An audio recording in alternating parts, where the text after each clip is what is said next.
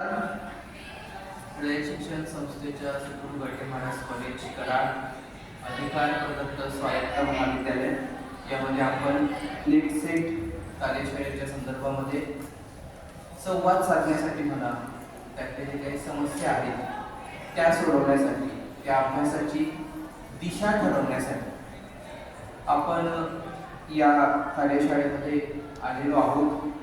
उद्घाटनाचं सत्र झालं, त्यानंतर रिसर्च ॲप्टिट्यूड झाला, कॉम्प्रिहेन्शन झालेलं आहे आणि आता आपण कम्युनिकेशन जो काही भाग आहे या पेपरमधला तर त्या संदर्भात संवाद साधण्यासाठी एकत्र आलेलो आहोत. कम्युनिकेशन अतिशय महत्त्वाचं आहे. या पेपरचा विचार करताना म्हणजे आत्ता तुम्हाला सेटनेटमध्ये या टॉपिकला किती मार्क्स वगैरे आहेत ते मॅडम तुम्हाला सांगतील, सविस्तर आढावा घेतीलच. पण एकंदरीतच ज्यावेळेस आपण प्राध्यापक म्हणून काम करणार आहात किंवा कॉर्पोरेटमध्ये काम करणार आहात किंवा कुठेतरी काम करणार आहात ॲज अ टीम लीडरशिप, त्या सर्व ठिकाणी कम्युनिकेशन हा महत्त्वाचा भाग आहे. मग अशा अँगलने बघता कम्युनिकेशन हे फक्त सेटनेटपुरतं मर्यादित राहत नाही, तर त्याचा जो काही आवाका आहे तो अजून अधिक विस्तृत होतो. आणि या अनुषंगाने विचार करता आजच्या या विषयावर आपल्याशी संवाद साधण्यासाठी आपल्याच एच.एम. कॉलेज कराडच्या प्राध्यापिका मधुमिता संजय पाटील विलासकर, सहाय्यक प्राध्यापक इंग्रजी विभाग एच.एम. कॉलेज कराड या ठिकाणी आलेले आहेत. त्यांचं शिक्षण M.A. इंग्रजी झालेलं आहे, शिवाजी विद्यापीठातून त्यांनी केलेलं आहे. LLB त्या आहेत, BA आहे. पुणे विद्यापीठाची सेट ही जी परीक्षा आहे ती त्या पास झालेल्या आहेत. त्यानंतर त्यांनी डिप्लोमा इन सायबर लॉ हा डिप्लोमा पूर्ण केलेला आहे. मॅडमचं एक मायनर रिसर्च प्रोजेक्टवर त्या सध्या काम करत आहेत. कदाचित तो सबमिट झाला असेल, सबमिट केला मॅडमने. तर त्याचा जो विषय होता तो study of behaviour pattern and use of language among the youth with reference to selected web series. आपल्या सगळ्यांचा आवडीचा विषय वेब सिरीज, त्यावर मॅडमने काम केले. मॅडमचं प्रेझेंटेशन मी बघितलं होतं, उत्तम प्रेझेंटेशन मॅडमने केलं होतं. त्याचबरोबर त्यांनी अनेक राष्ट्रीय आंतरराष्ट्रीय चर्चासत्रांमध्ये भाग घेतलेला आहे, पेपर प्रेझेंट केलेला आहे. आणि हे सर्व पेपर्स जे काय आहेत ते त्या लँग्वेजचे असल्यामुळे बऱ्यापैकी क्रिटिकल ॲनालिसिसवर आणि भाषेच्या संदर्भात त्यांनी काम केलेलं आहे. त्यानंतर त्यांनी अनेक आर्टिकल्स, रिव्ह्यू आर्टिकल्स हे लिहिलेले आहेत. त्याचबरोबर मॅडमचं एक वेगळं वैशिष्ट्य म्हणजे मी व्यक्तिशः त्यांच्यासोबत काम केलेलं आहे. तर त्या उत्तम वक्त्या आहेत. इंग्रजी त्यांचं अतिशय उत्तम आहे आणि विद्यार्थी प्रिय आहेत सगळ्यात महत्त्वाचं. आणि युवा महोत्सवाच्या निमित्ताने त्यांचं आणि आमचं बरंचसं कम्युनिकेशन होत असतं. तर त्या कम्युनिकेशनच्या पॉईंट ऑफ व्ह्यूमध्ये मॅडम विद्यार्थ्यांना खूप उत्तम मार्गदर्शन करतात. मागच्या वर्षी त्यांनी बरीच मेहनत विद्यार्थ्यांवर घेतली होती आणि त्यांच्या मेहनतीमुळे अनेक विद्यार्थी हे वक्तृत्व स्पर्धा असेल, वादविवाद स्पर्धा असेल त्यामध्ये अतिशय उत्तम सादरीकरण करतात. स्क्रिप्ट लिहिण्यापासून विद्यार्थ्यांना इनोव्हेटिव्ह आयडिया देण्यापर्यंत हे सर्व काम मॅडम अतिशय उत्साहाने करतात. त्यामुळे अशा उत्साही प्रेरणादायी वक्त्या आज आपल्याला लाभलेल्या आहेत. मी आपल्या महाविद्यालयाचे प्राध्यापक निखिल माने सर यांना विनंती करतो की त्यांनी मॅडमचा सत्कार करावा.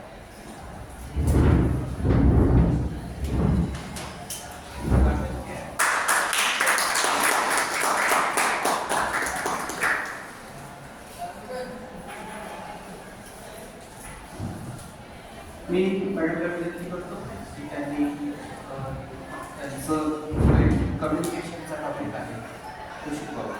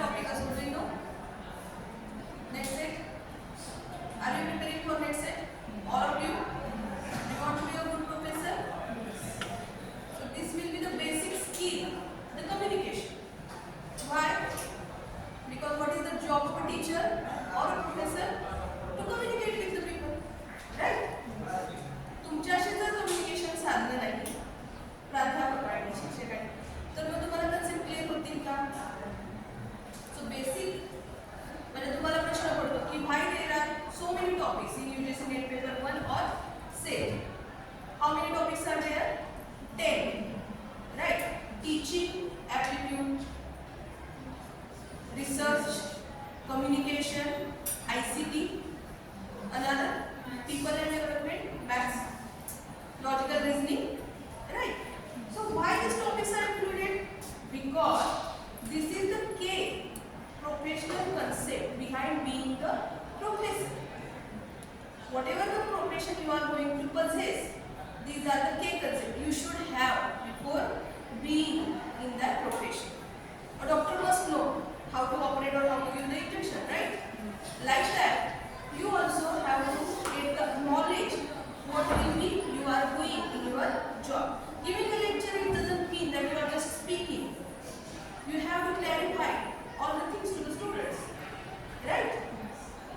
Now the communication is to clarify the ideas and the doubts of the students. Teaching aptitude means getting yourself काय म्हणतो आपण त्याला, तुम्हाला त्या टीचिंग साठी तयार करा.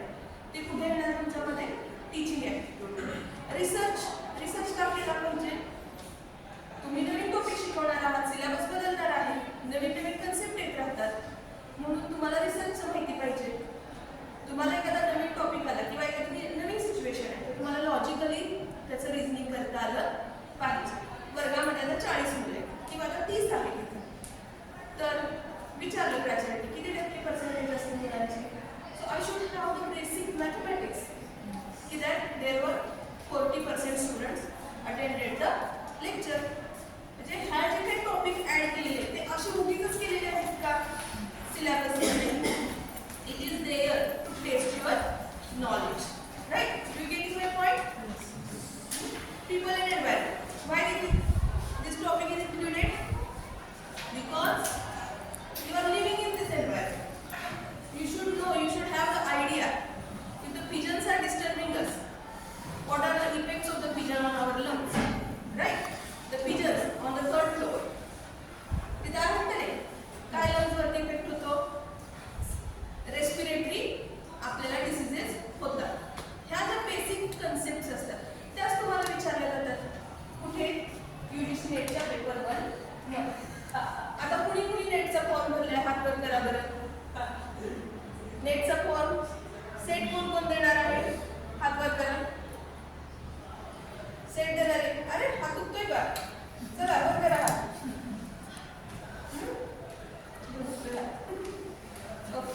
So you are willing to give the competitive examination called a SET, right? आता तुमच्यापैकी बऱ्याच जणांनी दिले का एखादा पेपर सेटचा? अटेम्प्ट केलाय का कुणी? नाही केलं. It is your first time, right? So what are you preparing? Let it be communicative lecture. I will be communicating with you and you also communicate with me. Monotonous. चलो tell me काय preparation करता तुम्ही?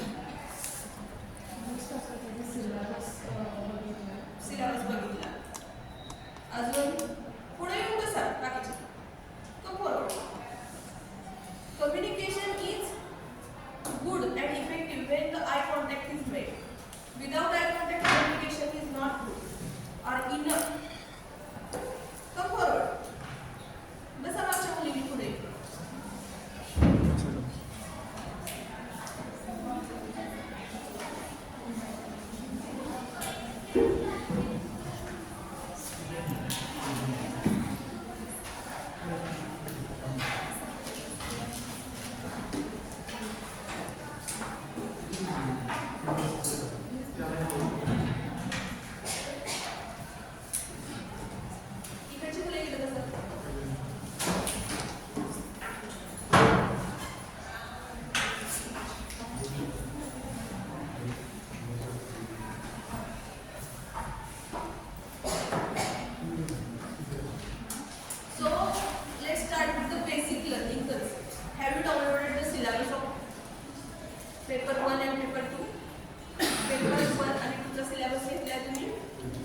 घेतला असेल बऱ्यापैकी. नसेल तर ग्रुपवरती परत मी पाठवते तुम्हाला. त्यानंतर हा सिलेबस तुम्ही क्रॉस व्हेरीफाय केला का? अदर इंडिया पण मराठी चालतं ना? BSc वाले समजतं ना? बरं, तुम्ही क्रॉस व्हेरीफाय केलाय का सिलेबस बाकी युनिव्हर्सिटी संग? आयडिया कधी लावली कशी डोक्यात? अरे जो सेटचा पेपर आहे किंवा नेटचा पेपर आहे तो कोण काढणार? प्राध्यापकच काढतात. प्राध्यापक कुठे असतात? युनिव्हर्सिटीज मधले प्राध्यापक काढतात. पण ज्यावेळी तुम्हाला नेटची प्रिपरेशन करायची त्यावेळी तुम्हाला सेंट्रल युनिव्हर्सिटीचा सिलेबस बघायचा. कुठला? Central universities. कुठल्या central universities? Indira Gandhi national university आहे, IGNOU म्हणतो आपण त्याला. त्यानंतर अलाहाबाद युनिव्हर्सिटी आहे, दिल्ली युनिव्हर्सिटी आहे, काशी विद्यापीठ आहे आणि काश्मीर युनिव्हर्सिटी आहे. अशा ज्या सेंट्रल युनिव्हर्सिटीज आहेत ज्या जुन्या आहेत आणि मोठ्या आहेत त्यांचा सिलेबस बघायचा. त्यांचा कुठला बघायचा syllabus? Core papers of post graduation. तुम्ही MSc ला आहात, MSc चे कोर पेपर बघा. MA ला आहात, MCOM ला आहात, ते कोर पेपर बघायचे. एकदा त्याचा सिलेबस डोळ्यात आणला. कशासाठी? UGC net. त्यानंतर कधीही बघा तुम्ही UGC नेटचा पेपर काढायचा. त्यातला एखादा तुम्हाला लय वाटतं ना खूप नवीन टॉपिक आहे, कधीच बघितलेलं नाही, हे ऐकलेलंच नाही, सिलेबस मध्ये व्हेरीफाय करा. It will be there. Second, तुमचा सेटचा सिलेबस. सेटचा पेपर कुठे निघतो? महाराष्ट्र राज्यामध्ये. बरोबर आहे. महाराष्ट्र राज्यामध्ये किती युनिव्हर्सिटीज आहेत? Main Pune university, Kolhapur university, Marathwada विद्यापीठ आहेत का नाही? एकदा त्याचा सिलेबस क्रॉस केला. तो सिलेबस फक्त डाउनलोड करा. त्यातले जे एकदम नवीन कन्सेप्ट आहेत ज्या तुम्हाला झाल्या नाही कधी तुमच्या पोस्ट ग्रॅज्युएशन, त्या कन्सेप्ट तुम्हाला त्या वाचायच्या. करू शकता का? जर करायचाच आहे अभ्यास तर मन लावून केला पाहिजे का नाही? बरं, आता तुम्ही काय सोडवता? PYQ सोडवता ना? सोडवता प्रिव्हियस इयर क्वेश्चन्स. बरं, PYQ रिपीट होणार आहे का? बट PYQ सोडवताना जर you can solve all the 3 options. मी म्हणत नाही की तुम्ही PYQ बघू नका, बघा. पण मग ते बघताना काय बघायचं? आन्सर आहे आणि जे बाकीचे 3 ऑप्शन्स आहेत त्याचा आन्सर काय आहे ते कोणतं? ते 3 ऑप्शन तुम्ही तसे सोडून द्यायचे. तुम्ही त्या 3 ऑप्शन्सचे आन्सर शोधायचे. म्हणजे तुमची एंटायर कन्सेप्ट ही क्लिअर होते. कारण जे 3 ऑप्शन असतात ते related to the same concept असतात. एकाच कन्सेप्टचा पार्ट असतो म्हणून ते ऑप्शन तिथं असतात. जे रिलेटेड टू त्या कन्सेप्टमध्ये मग तुम्हाला ती कन्सेप्ट पूर्ण क्लिअर होऊन जाणार आहे. मग तुम्ही PYQ सोडवताना काय करणार आहे? एक नोटबुक, पूर्ण नोटबुक एंटायर घ्या. एक ऑप्शनचं उत्तर हे आहे, मग बाकी 3 पर्यायांची उत्तरं काय आहेत तीही लिहून काढा तुम्ही. त्याच्यासाठी तुम्हाला एक हॅबिट लावायचं स्वतःला. Micro learning. What I am saying? Write it down. Micro learning. Micro learning. You all use mobile. All of you. Do you have mobiles? Do you have the balance of internet? It is free. At least 1 GB per day. Right? And you also have the habit like this. आहे का? वाजू नाही वाजू, message येऊ नाही येऊ, check करायचं. Lock काढायचं, चेक करायचं. आहे का सवय सगळ्यांना? आहे ना? ऑब्झर्व केले मी, त्याच्यावरच रिसर्च करतात. आहे का सवय? मग हे ज्यावेळी तुम्ही असं लॉक काढता, अनलॉक करता, हॅबिच्युअल आहात तुम्ही त्याला म्हणून सांगते. Because it is your habit right now. No one can deny me. Right? मग हे ज्यावेळी तुम्ही ओपन करता त्यावेळी व्हॉट्सअपचे स्टेटस बघण्याऐवजी मी काय म्हणते, व्हॉट्सअपचे स्टेटस बघण्याऐवजी open your Google like this. If you have interacted with the new concept, syllabus, new concept. Right now we are going to talk about the communication barriers. Right? Type it here. If you can't type it, if you don't know the spelling, voice message द्यायला ते तर तुमच्या फोनमध्ये चालू असते. आणि मग तिथं काहीतरी विकिपीडियावरती माहिती येते. Read it. किती मिनिटं लागतील? 3 मिनिटं ते 4 मिनिटं. एंटायर 24 hours मध्ये यू कॅन डिवोट 30 मिनिट्स.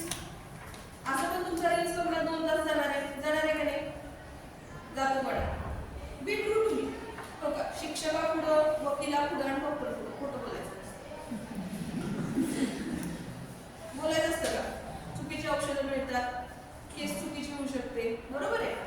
तर तुमचे काय जे प्रॉब्लेम्स असतील you have to communicate to the teachers. So I know that you are spending too much time watching the reels. Right? And it have no output. Does it have the output? कारण ते communication कसं आहे रील्सचं?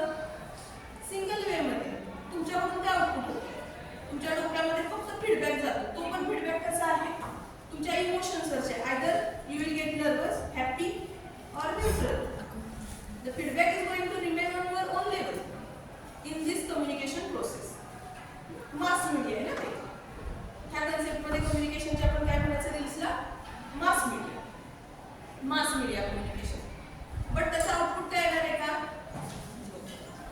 So from today onwards, promise to yourself that you will learn and you will make habit of learning.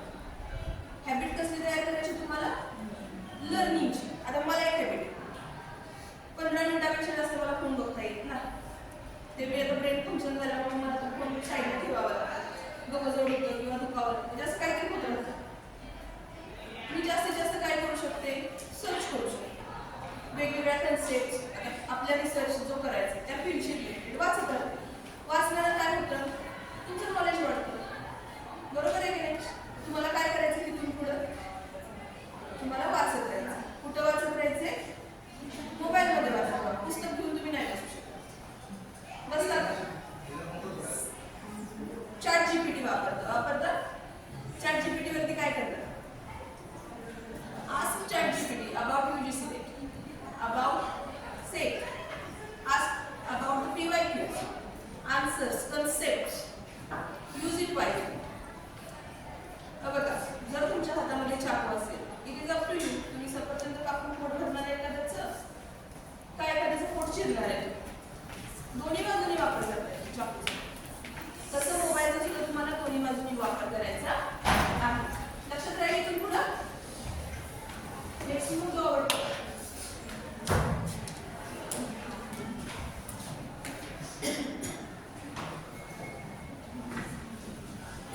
Communication. What do you mean by communication?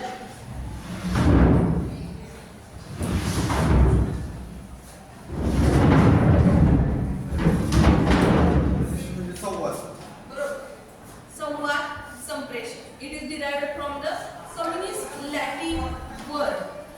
So many English words are derived from the Latin word because Latin is the mother of English, like Sanskrit is the mother of Marathi language, right? So you can note down that communist, C-O-M-M-U-N-I-S,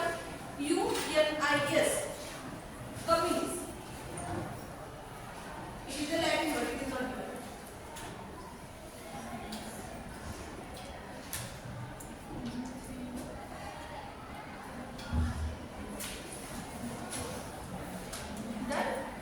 Now write the definition of the communication.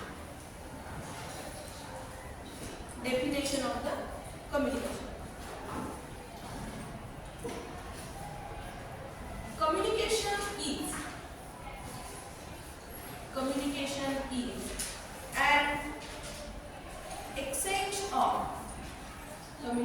is an exchange of facts, ideas, opinions,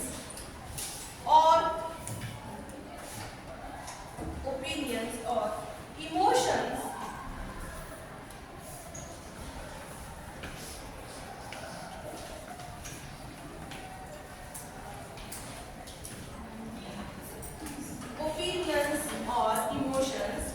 by two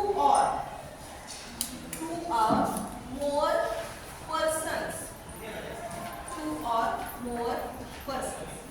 लिहिलं? आता या definition मध्ये काय आहे? फक्त idea exchange होते का? Emotions पण एक्सचेंज होते. The communication doesn't mean that you should connect with verbally only, orally or written communication. Communication can be done emotionally also. How the emotionally communication is done? Anyone can you explain me? Expressions, right? Feelings. We show our feelings. How do we show our feelings? By our bodily gestures. If the teacher is angry, he will be looking at you. Right? If you are happy, you will be smiling. This communicate your feelings to the another person. It is non-verbal communication. There are two types of communication: verbal and non-verbal. These are very basic concepts of the communication. Verbal and non-verbal communication. Right? Verbal communication include written and oral communication. Verbal communication include written and oral communication. And do you know oral communication? Right now we are doing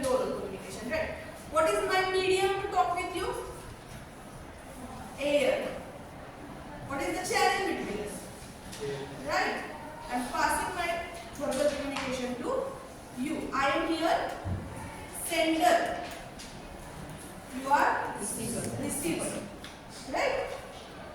And what will be in the written communication? Email, letters, everything included in the written communication. Even your WhatsApp messages can be included in written communication, whatever is given, right? After that, non-verbal communication. Non-verbal communication मध्ये kinesics हा point टाका. KINESICS.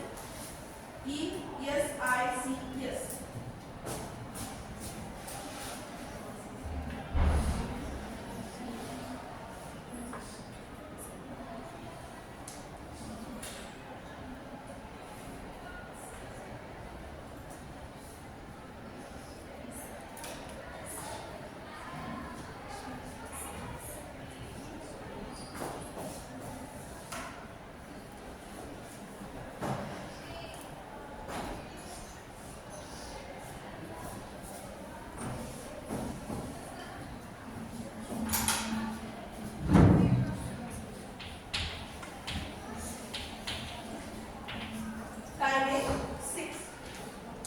After that, paralanguage and proxemics.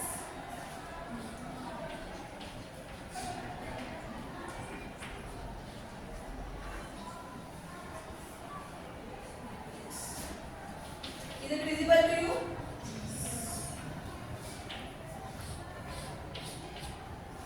Kinesics is a body movement communication.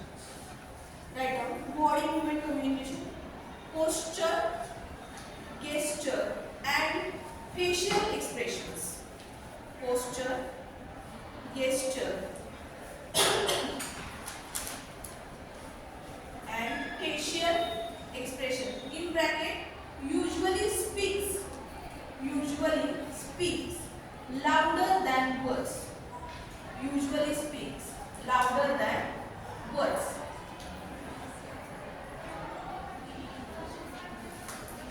दिला?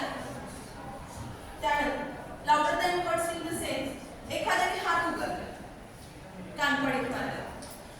Is it louder than the words? रागवण्यापेक्षा loud असेल ना कम्युनिकेशनचं type. एक बॉडीनी gesture. त्यानंतर पॅरालँग्वेज. Speed of speaking, tone, and pitch. PITCH. Speed of speaking and pitch and tone. Speed of speaking, pitch and tone.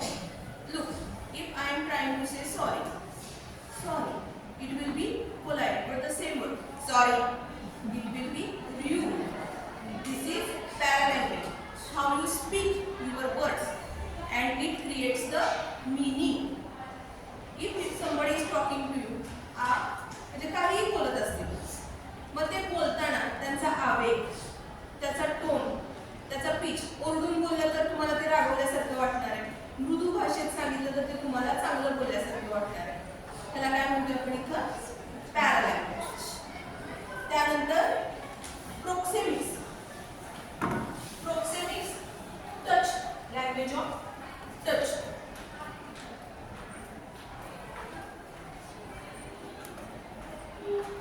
Sorry, proxemics space.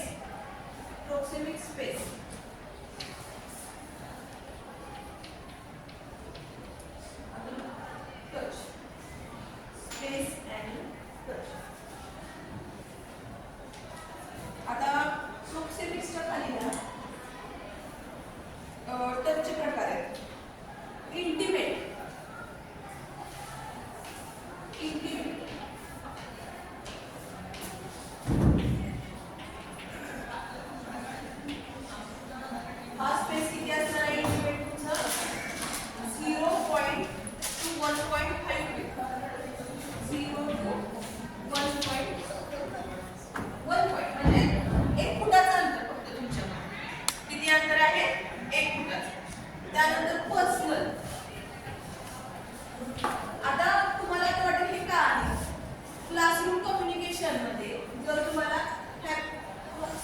विचारलं तर क्रॉसरूम communication मध्ये space किती असतो?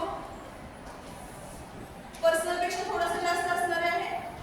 तुमच्या कलीग बरोबर तुमचं कम्युनिकेशन चालेल तर तुमचा पर्सनल लेवलवर असेल. तुमचं तुमच्या घरातल्यांशी संवाद चालेल. With the relatives or the best friend it will be on the intimate level. Space right. Personal 1.5 to 4. After that, social and public.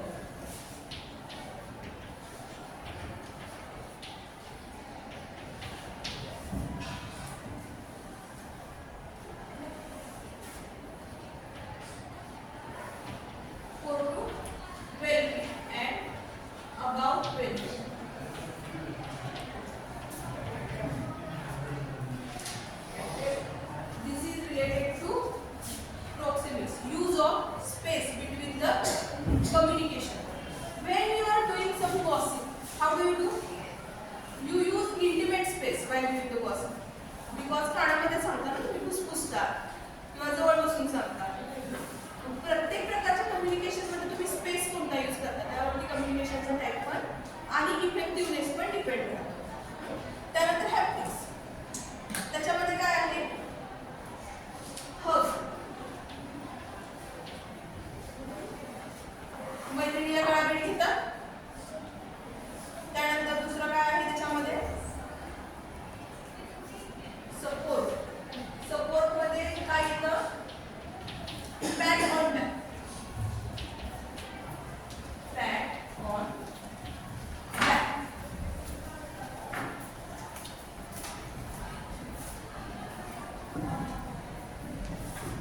Dominance कसा दिसतो?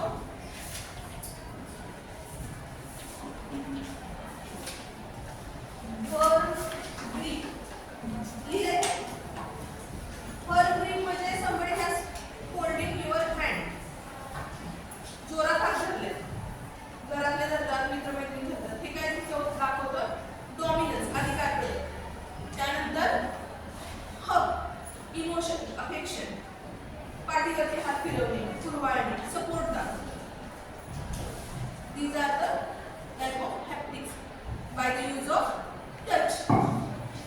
आलं लक्षात? आता कम्युनिकेशन करताना नॉन वर्बल कम्युनिकेशन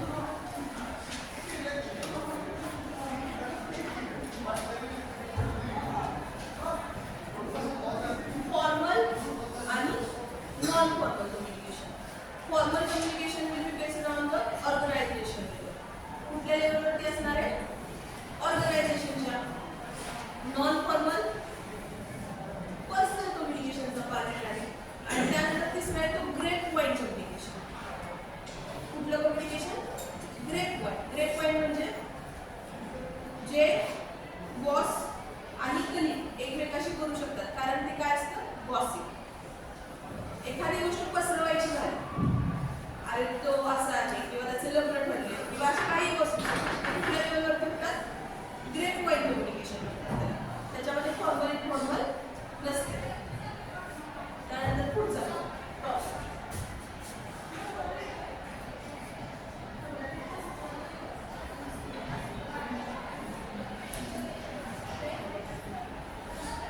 आता ओरल कम्युनिकेशनचे ऍडव्हान्टेजेस आणि डिसएडव्हान्टेजेस. ऍडव्हान्टेजेस काय आहेत? It brings you quick feedback. तुम्ही एखाद्याला काहीतरी बोलला तर चेहऱ्यावरून लगेच तुम्हाला कळते ना तो खुश आहे आनंदी आहे, त्याला पटले नाही पटले. It have the quick feedback. Disadvantage काय आहे? आपल्याला विचार करायला वेळ मिळेल. त्यामुळे आपला फीडबॅक लवकर जातो आणि नंतर ज्यावेळी आपण चिंतन करतो त्यावेळी कदाचित आपला फीडबॅक चुकीचा होता, आपल्याला दुसरं काहीतरी सांगता आलं असतं असं आपल्याला वाटतं. हा कशामध्ये? ओरल कम्युनिकेशनमध्ये. त्याच्यामध्ये फीडबॅक आपल्याला लवकर जातो. आता रिटन कम्युनिकेशन. तुम्ही लिहून गेलेले हे पीपीटी सेंड करून मला ग्रुपवरती सेंड करते. जे मला महत्त्वाचं वाटतं ते तुम्हाला लिहून देते. म्हणजे जे तुमच्याकडे नाही आहे. रिटन कम्युनिकेशन कशा कशाच्या माध्यमातून आहे? Letter, report, memo, everything whatever it is return.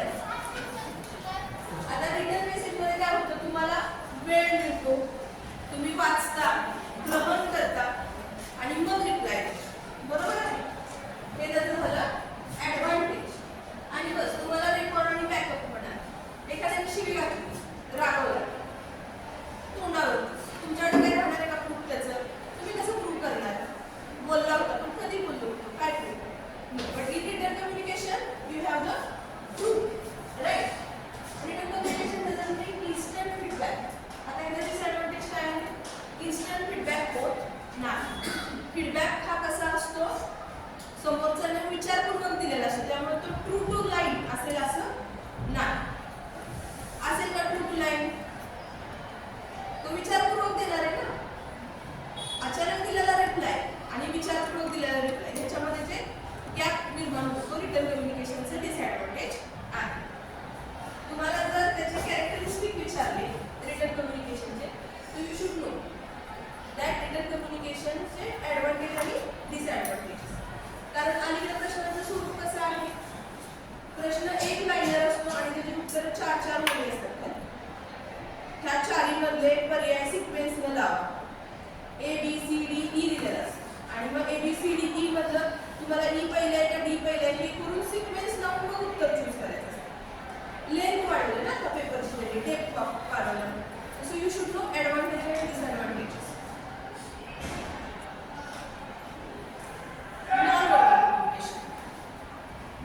Non-verbal communication is all about body, kinesics, paralanguage, proxemics and haptics. आता appearance. Appearance म्हणजे कसं काय communicate होतं? How do you know that the person you are talking to is poor? तुमच्याकडे एखादा beggar आला, beggar म्हणजे भिकारी आहे, भीक मागायला. तुम्हाला कसं कळतं तो beggar आहे? कपडे. His appearance talk for him. त्याचा पेहरावावरून तुम्ही त्याचं ते कम्युनिकेशन तुमच्याशी ऑलरेडी झालेलं असते. एखादा खूप स्टाईलमध्ये आला, तुमच्याशी त्याचं कम्युनिकेशन झालेलं असते किंवा वेगळं काहीतरी तुम्ही परसिव्ह करत राहता माणसाला. Body language, facial expression, gesture, sounds. आता मगाशी सांगितलं तसं कुठं आलं ते प्रोक्सेमिक्समध्ये. पॅरालँग्वेजमध्ये व्हॉइस टोन, व्हॉल्यूम आणि स्पीच. व्हॉल्यूमवरती पण तुमचा मेसेज कसा जातोय हे डिपेंड असतं. त्यानंतर स्पीच रेट.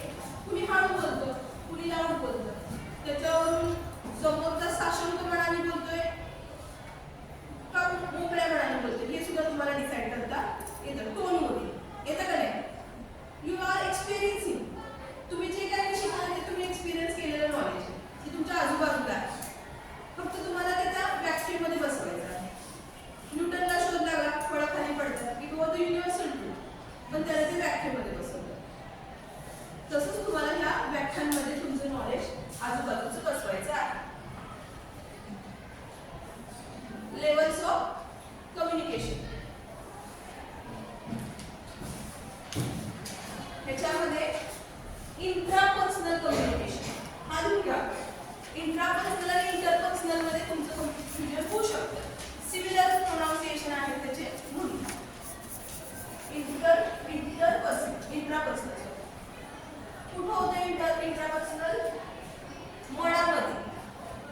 तुम्ही हे कम्युनिकेशन कुणाशी करताय? स्वतःशी करताय. विचार प्रक्रियेशी रिलेटेड कुठलाही प्रश्न असेल तर तो इंट्रापर्सनल कम्युनिकेशन मध्ये जाणार आहे. जसं की शिक्षक शिकवताना विद्यार्थ्याचं लक्ष होतं, विद्यार्थी त्याच्या घरी असलेल्या कार्यक्रमाबद्दल किंवा आई वडिलांनी घेतलेल्या नवीन सायकलबद्दल विचार करत होता. तो काय करत होता? शिक्षकांशी कम्युनिकेट करत होता. He was busy intrapersonal communication in his on brain. आता त्याच्यामध्ये काय काय आहे? सेल्फ टॉक, सायलेंट, स्वतःशी बोला, मिरर समोर जाऊन बोला. सेल्फ कॉन्व्हर्सेशन, आपण स्वतःशी पण बोलतो ना, मनातल्या मनात आपल्या विचार प्रक्रिया जी चालू असते ती कशामध्ये येणार आहे? Intrapersonal communication. हे जे काही पॉइंट्स तुम्ही लिहून घेणार आहे ते मायक्रो लर्निंगद्वारे तुम्हाला परत एकदा लर्न करायचे. त्यानंतर interpersonal communication is the communication between two people but can and involve more in informal conversation. Conversation between two peoples are interpersonal. फक्त पॉइंट तुम्हाला नंतर ते विकिपीडिया किंवा कोणत्याही माध्यमात स्वतः लर्न करायचे आहे. Interpersonal communication. आता बघा प्रश्न आला. What is the communication that happens between the teacher and students discussing about the assignment? Interpersonal communication. Notes वाचताना प्रश्नांचा विचार पण आपण करायचा की कसा प्रश्न याच्यावर फोन होऊ शकतो. Next small group communication. Now we are taking a small group communication.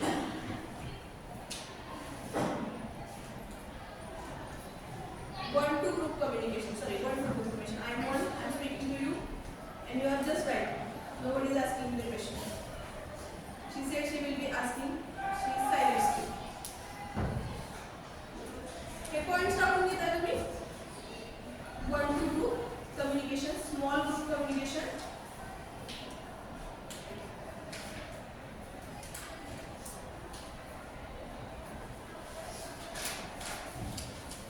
Now mass communication.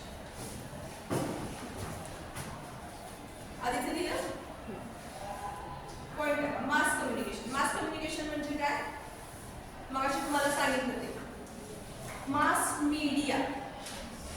Media हे प्लुरल आहे. कशाचं? मीडियमचं. कम्युनिकेशनचं medium.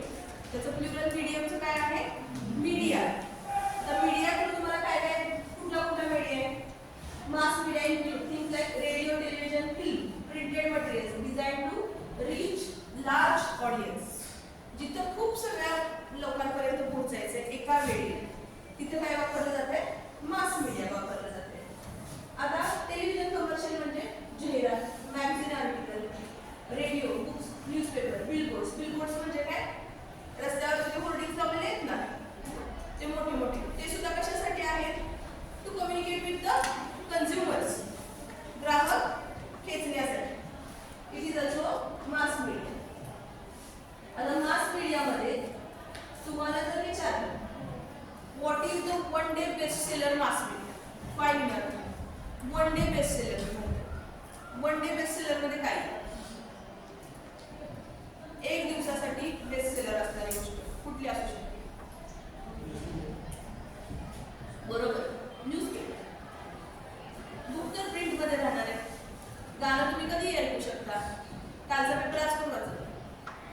One day best seller काय असणार आहे? न्यूजपेपर असणार आहे. म्हणजे this is the type of mass media. Have you written it?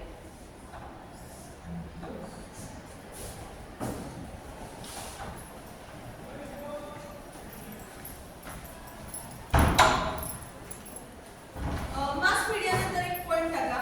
Hot media आणि कोल्ड मीडिया. हॉट मीडिया आणि कोल्ड मीडिया.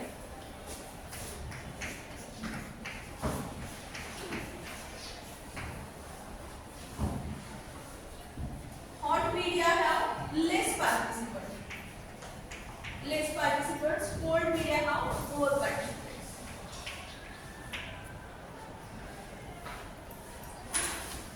Hot media आणि cold media. त्याच्यावर दोन वेळा प्रश्न येऊन गेलाय युनिव्हर्सिटीला. हॉट मीडिया मध्ये काय येतं?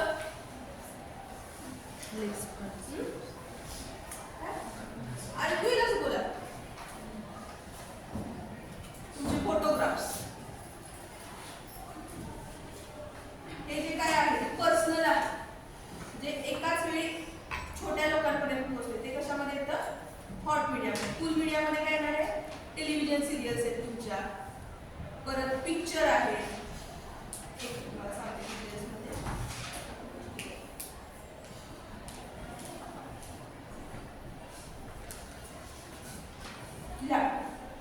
Hot media. Radio, photographs. Radio, photographs, print, lectures, email,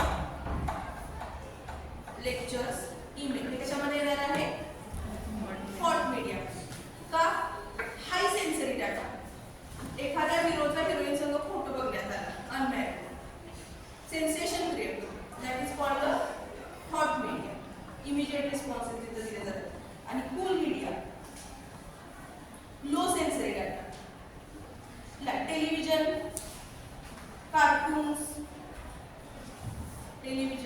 cartoons, group chat. Yes, this will be in the cool media. हे दोन प्रकार लक्षात राहतील. याच्यावरती नंतर करायचं. त्यानंतर आपण आता बघणार आहोत barriers. What is mean by barriers? अडथळे. कसले अडथळे असू शकतात कम्युनिकेशनमध्ये?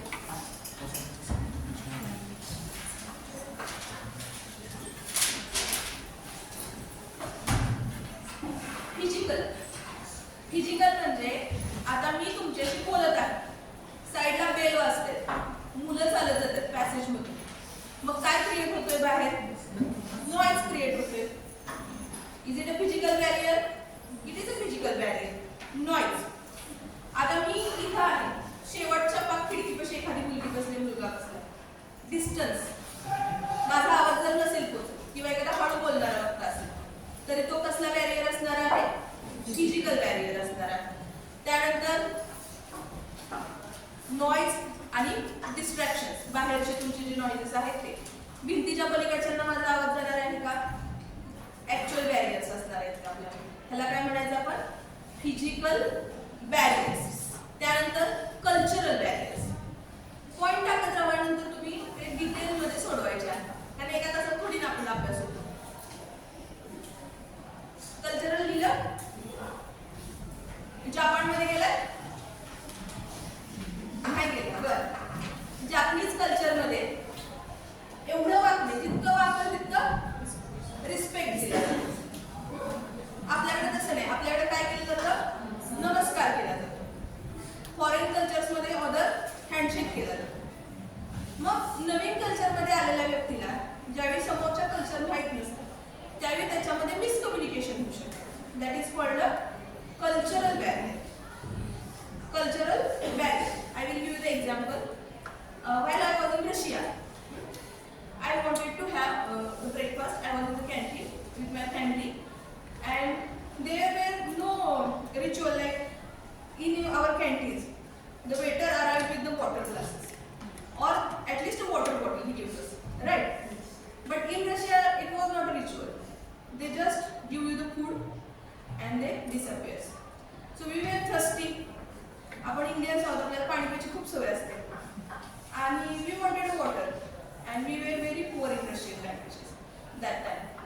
And so we search on the Google what is called water in the Russian language, because we was in the very native place and there were no English communication in that native place. So we looked at the spelling. It was VADA. So we said vada. As we have seen there, we said vada. And back 8 years ago this happened to me, and we said vada. The woman arrived with the 2 bottles of water. Vodka. It is a liquor. Again we said we don't want it. She arrived with another kind of vodka. After 2 times of this happening, we were so confused what to say. So we searched a glass of water, picture on the Google, and we showed it to her. And then she said, vada. So this is a cultural barrier, because she doesn't understand that we people in India drink the water. You know, people there usually drink a tea or water. Cement. This is a cultural barrier. It happens all the time. Even in Africa, this is pronunciation and problem. yeah, pronunciation problem and even phonetic problem. We wanted water, but she was unable to understand. आपल्याकडे असं केलं तर काय म्हणणार? पाणी पाहिजे म्हणणार. आहे का लहान मुलं सुद्धा पेपर देतात. But their culture was totally different. That is a cultural. Then psychological. Psychological म्हणजे तुमची एखादी मैत्रीण आहे, मित्र आहे, तुम्ही गप्पा मारता आणि तो खूप स्ट्रेसमध्ये, त्याला आत्ताच सरांनी रागवलं लेक्चरला काय, पण तो तुमच्याशी कम्युनिकेट होईल का? नाही होणार. का? Because stress. He is not in his proper mind to listen whatever you are going to say. This will be the psychological barrier. किंवा एखादा गतिमंद, मतिमंद आणि गतिमंद मध्ये फरक असतो, माहित असेल तुम्हाला. गतिमंद म्हणजे ज्याचा ब्रेन आता 18व्या वर्षी ऍटलीस्ट 14 वर्षाचा असेल, 18 वर्षाचा असेल एज, ब्रेन असेल 14 वर्षाचा. मतिमंद म्हणजे पूर्णपणे तो ब्रेन 10 ते 9 वर्षावरतीच राहिलेला असतो. हा फरक असतो. मग काही लोक गतिमंद असतात, तुम्ही त्यांना काही कन्सेप्ट सांगताय, काय सांगताय, लवकर त्यांना समजत नाही. हा सुद्धा एक psychological barrier. Stress, emotions, fear. एखादा खूप घाबरलेला व्यक्ती आहे, तुम्ही त्याशी कम्युनिकेट करू शकता का? नाही. किंवा खूप एक्साइटेड आहे, खूप इंथुझियास्टिक आहे, तुम्ही त्याला काहीतरी समजावताय, he is not gonna listen to you. This will be the psychological barrier. त्यानंतर इंटरपर्सनल पॉईंट टाका. इंटरपर्सनल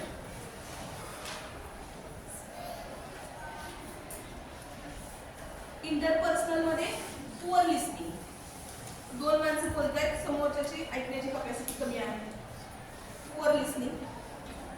त्यानंतर तुमचाच मित्र आहे, तुमच्या वर्गातला आहे, पण तुम्हाला असं वाटतं की तो काही खरं सांगत नाही, तुम्ही त्याच्यावर विश्वास ठेवा. मी काय म्हणते, तुम्ही त्याच्यावर विश्वास ठेवा, तर तुम्ही त्याचा ऐका. शेजारच्या काकू सांगतात त्या कुठंच सांगतात, मला कशाला खरं सांगतात. तुमच्या असतं असतं का नाही, त्यांनी सांगितलं म्हणजे हे चुकीचं आहे. Lack of trust issue, interpersonal कम्युनिकेशनचे इश्यू. खरं सांगू खोटं सांगू, पण ज्यावेळी तुमचा विश्वास उडाला त्यावेळी तो काय सांगतो त्याच्यावर तुम्ही लक्ष देणार नाही. That will be the interpersonal barrier. त्यानंतर ऑर्गनायझेशनल बॅरियर. क्लियर? ऑर्गनायझेशनल म्हणजे while being in the company और एनी ऑर्गनायझेशन अनक्लिअर कमांड. काय करायचे व्यवस्थित कमांड दिल्या गेलेले नाही. जेव्हा काम करा, अरे कसं करा, काय करा, कशी फाईल बनवायची, हे ज्यावेळी सांगितलं जात नाही त्यावेळी हे काय असतं, ऑर्गनायझेशनल बॅरियर्स असतात. किंवा कॉस्टली सांगितलं हा करायचंय का, काय करायचं हे डिटेल्सच दिलेले नाही, तर मग खालच्या लोकांपर्यंत बाकीच्या लोकांना मेसेज मिळेल का, नाही मिळणार. This will be the organisational barrier. आणि त्यानंतर फिजिओलॉजिकल बॅरियर. फिजिकल वेगळा, फिजिओलॉजिकल वेगळा. Physiological barrier. फिजिओलॉजिकल बॅरियर काय असणार आहे, हिअरिंग लॉस. ज्याला ऐकू येतं त्याच्याशी तुम्ही बोलू शकता नाही. त्यानंतर स्पीच इम्पेडिमेंट्स. स्पीच इम्पेडिमेंट्स म्हणजे काही लोकांना तोत्र बोलायची सवय असते किंवा त्यांचा तो फिजिकल प्रॉब्लेम असतो, बरोबर आहे ना. तो येणार कुठल्या बॅरियर्स मध्ये, फिजिओलॉजिकल बॅरियर्स मध्ये. हे बॅरियर्स लक्षात आले तुमच्या. त्याच्यामध्ये सिमेंटिक बॅरियर्स पण असतात. लँग्वेज, तुमची लँग्वेज वेगवेगळ्या असतात. प्रत्येक आता मराठी भाषेत एखाद्याला म्हणते ए वाटाण्या, म्हणतो ना आपण रागाने, वाटाण्या, पावट्या. मग आता मग वाटाण्याला ते पीस म्हणणार का इंग्लिशमध्ये, हे piece. They will not understand what you are implying to me, right. हे से भाषिक जे असतात, लिंग्विस्टिक, जे कॉमन लँग्वेज मधले वर्ड्स आणि इकडचे वर्ड्स ते न समजतात. इंग्लिशमध्ये पण शिव्या असतील ते आपल्याला समजत नाही आणि आपल्याकडच्या त्यांना समजत. This is a language barriers. Barriers लक्षात आले. बॅरियर्सवरती प्रश्न कसा येऊ शकतो, समज तुम्हाला एक कॉन्व्हर्सेशनचा मुद्दा दिला की असं असं झालंय, फीडबॅक आलाय, so what kind of barriers should have been happened here or should have been happen here, असा तुम्हाला प्रश्न येऊ शकतो. तुम्हाला डेफिनेशन्स कुठल्याही बॅरियरची विचारणार नाही. ऍप्लिकेशन ऑफ नॉलेज हे UGC नेट मध्ये मोस्ट ऑफ दी वापरलेली असते. प्रश्नांची मेथड डेफिनेशन पेक्षा जास्त त्यांचा भर कशावरती असणार आहे, ऍप्लिकेशन ऑफ नॉलेज. तुम्ही जे थिअरी शिकलाय ते अप्लाय करताना कशी येते किंवा मग त्याचं एक्झाम्पल तुम्ही कसं सॉल्व्ह करता, असे तुमचे नॉलेज ओरिएंटेड क्वेश्चन्स असतात.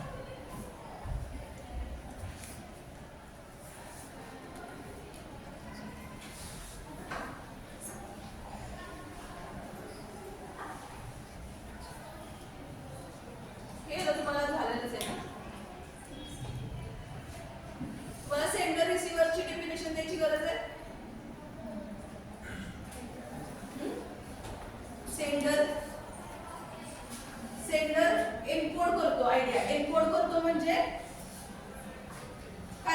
विचार करा. एन्कोड करतो म्हणजे माझ्या डोक्यात विचार आहे की तुम्हाला काहीतरी सांगायचं, मग मी कशाचा काय वापरणार आहे, भाषेचा वापर करून तुमच्यापर्यंत माझे विचार पोहोचवणार आहे. Either it will B English language or it will be any other language. Just hello. घरी जाता का मी लेक्चर मध्ये तिथं वॉचमन का करून ग्रीन रेडच्या वरून जा तिथे विचार करतात सांगते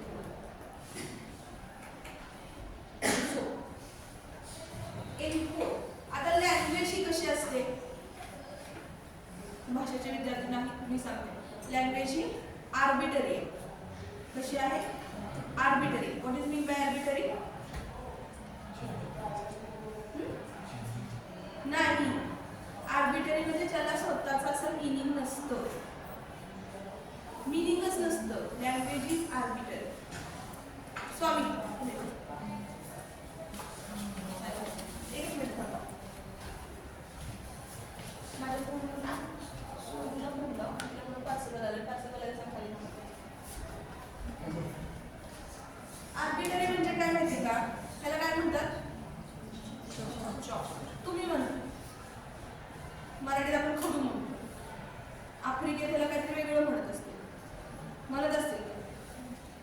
मग तुम्ही कसं काय म्हणता, भाषेला त्याचं कसं लिहिलं?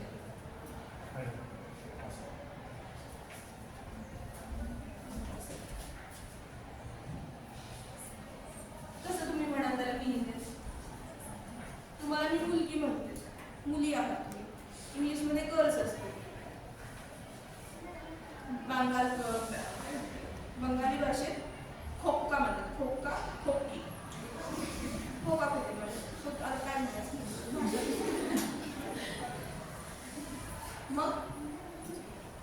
मग मुलगी खोकी किंवा मग गर्ल, ह्याला मिनिंग कधी प्राप्त होतं? When you give symbol to that.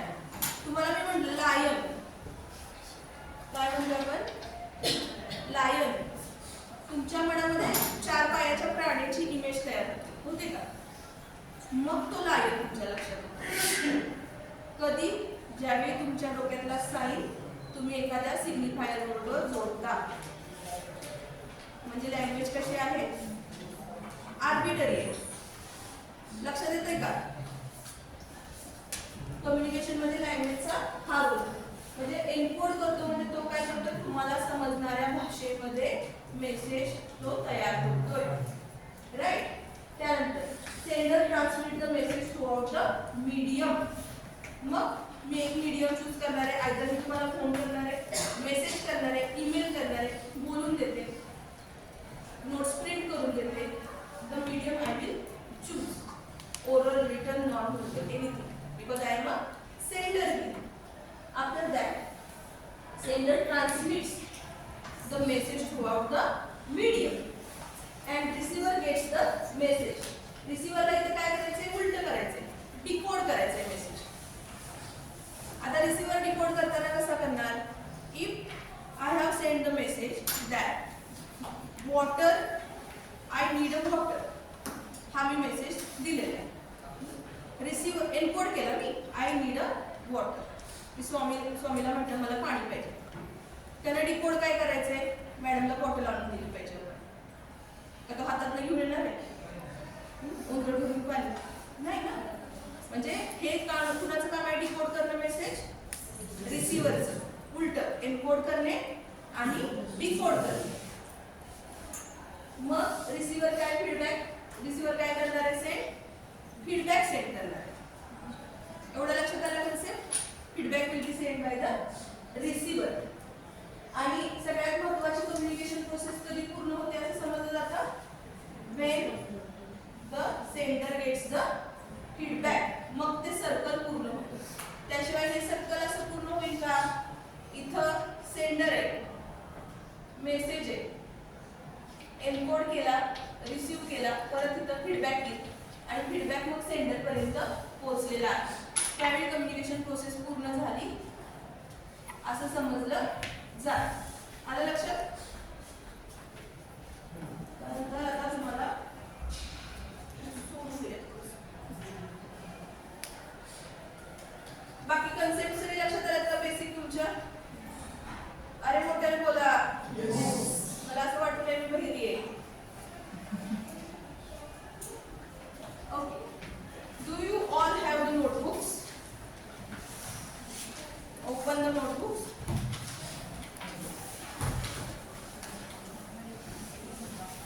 You all have the notebooks?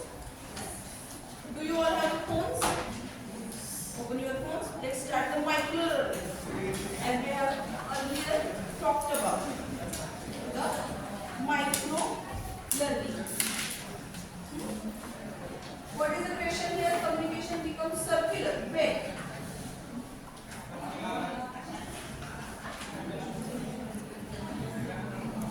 Decoder becomes.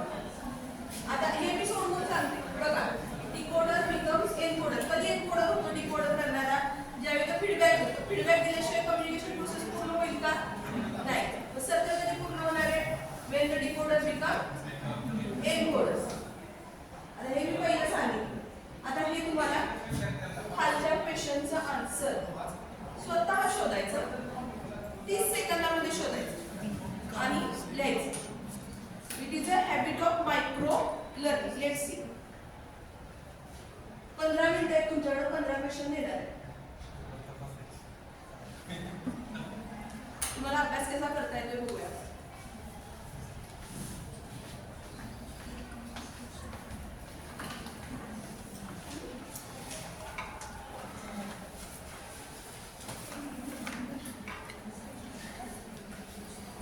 हे 3 प्रश्न बघितले.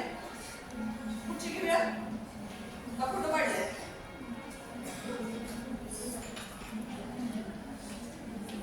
तेच मगाशी सांगितले. स्टार्टिंगला सांगितलं ना.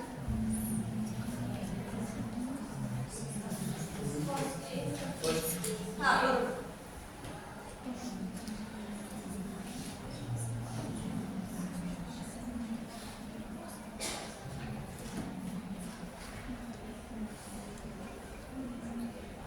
Ada, this is new to you, right? So you will have to search this on the Google.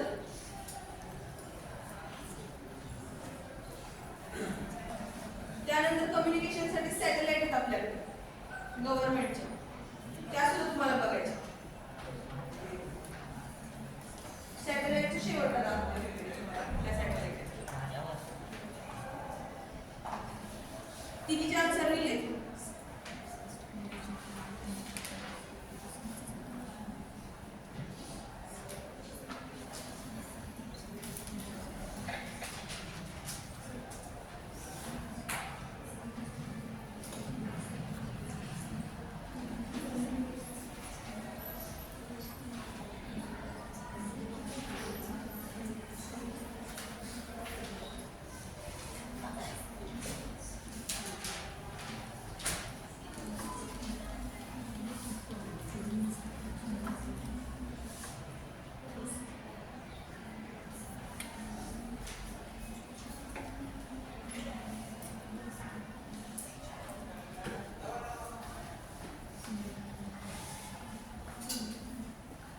Third question झाला ना तुमचा.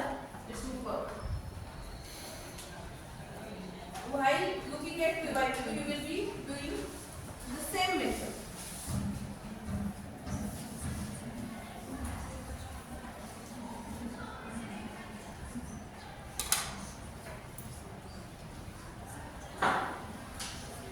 In communication, the language is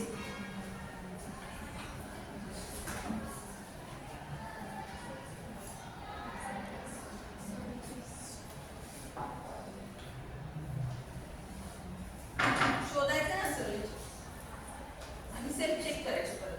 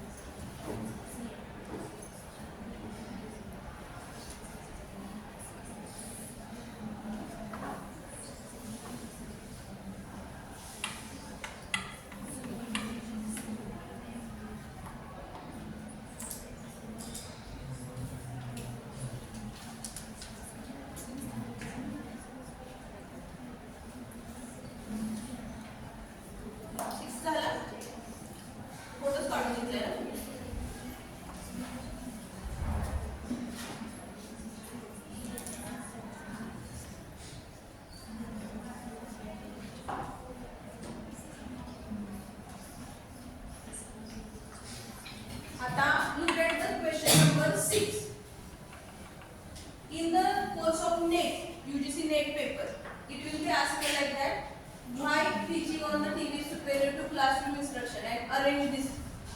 A, B, C, D, E will be given to you.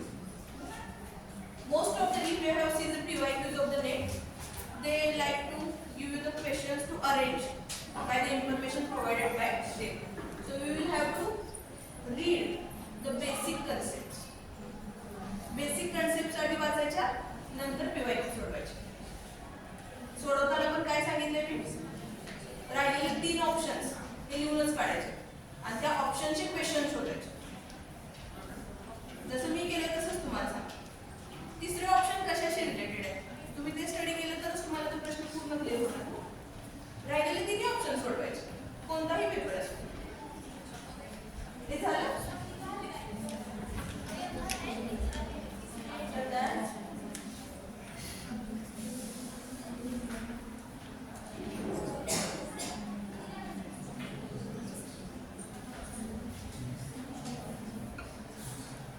किती सोपं आहे सांगा बरं. All are the components of listening except काय आहे? लिसनिंग सांगितले, मग hearing, attending, understanding and remembering. Answering येईल का लिसनिंग मध्ये? आन्सरिंग म्हणजे फीडबॅक देणे, बोलणे. लिसनिंग मध्ये येत नाही.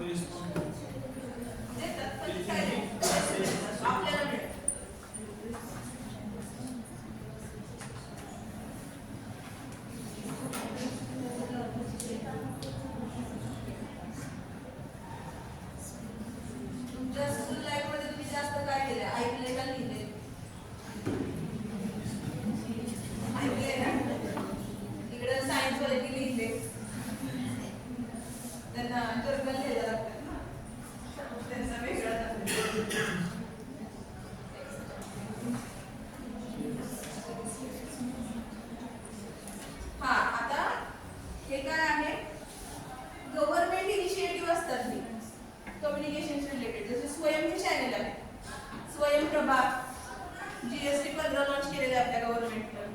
सॅटेलाइट कशासाठी? एज्युकेशनल चॅनलसाठी. त्याच्यावरती दर 3 तासांनी वेगळा कंटेंट लावला जातो, पण दिवसातून 3 वेळा एक सेम कंटेंट दाखवला जातो की कोणत्याही विद्यार्थ्याला त्याच्या सवडीनुसार त्याच्या विषयाचा अभ्यास करता यावा. इतिहास, भूगोल आणि सगळ्या भाषांसाठी पर्टिक्युलर 10 ते 15 चॅनल्स आहेत. 35 असे चॅनल्स आहेत त्यांचे.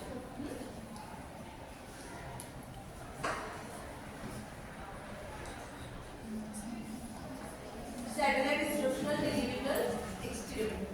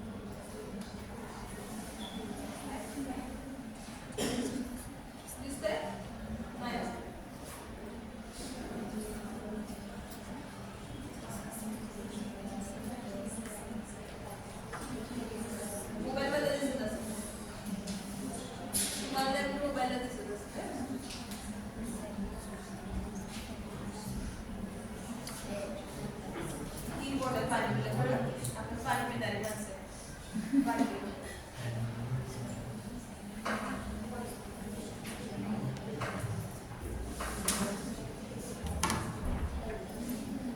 झालंय हे?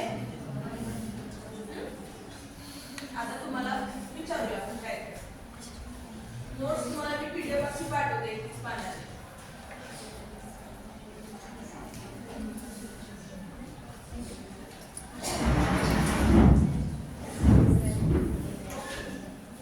Tell me if you have any doubt related to your studies and strategies for the study.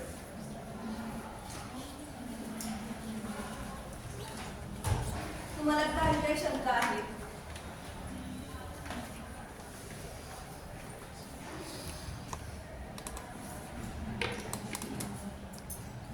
बंद करू.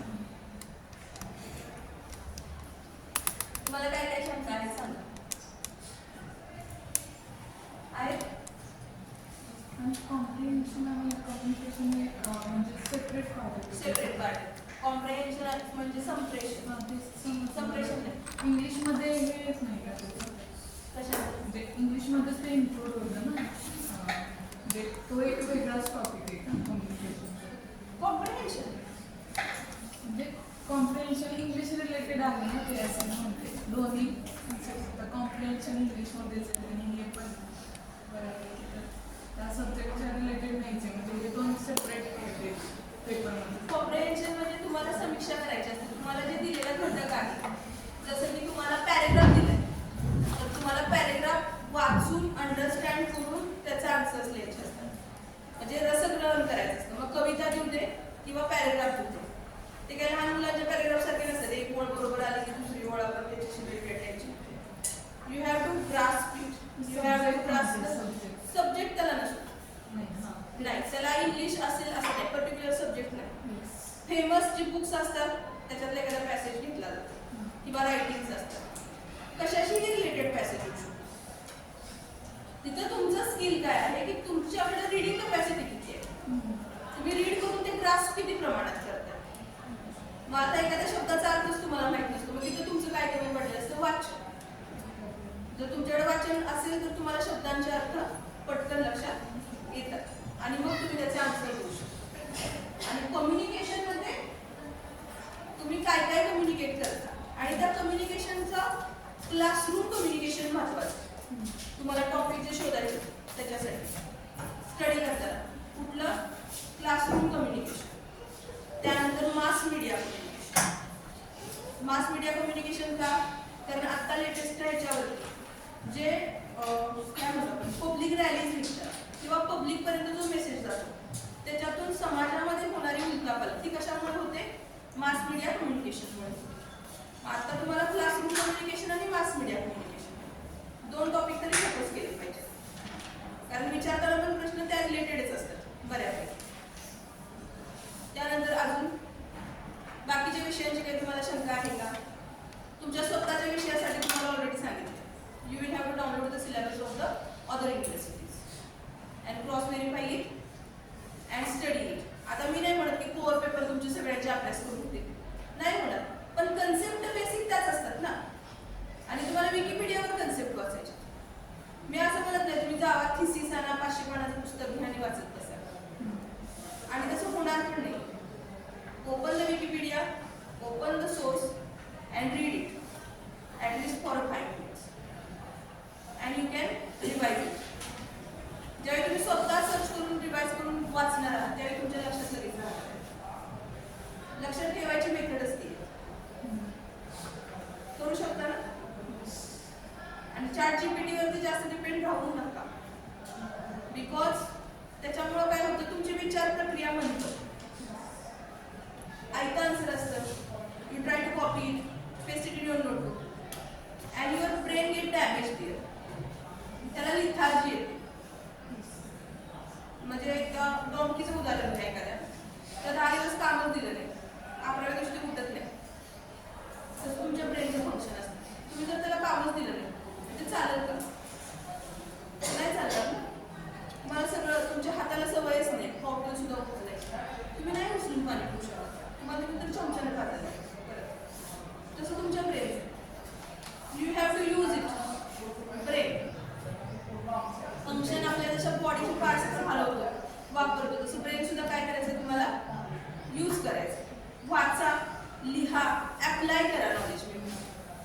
अप्लाय करायचं, फिरताना बघायचं.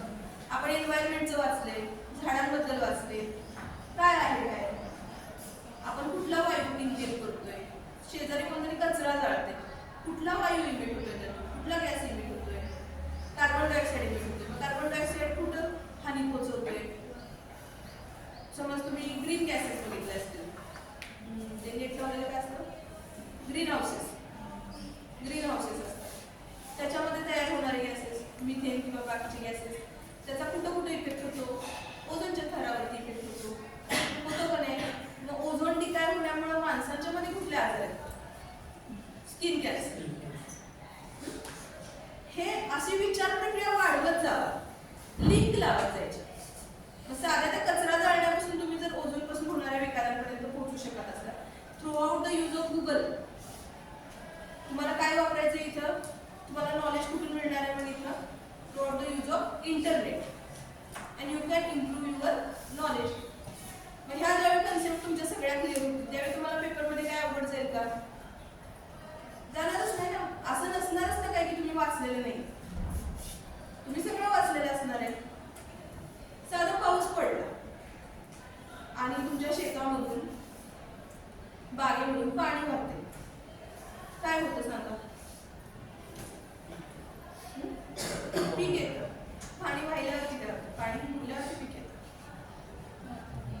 माती वाहून जाते, भूस्खलन होतं. नेक्स्ट पीक नाही होऊन जात, पाणी नुसतं वाहतं थोडंसं शेतात, तर त्याला काय होतं, पाणी कुठं जाऊन मिळणार आहे, नदी, ओढा, लास्टला नदीला आणि समुद्राला.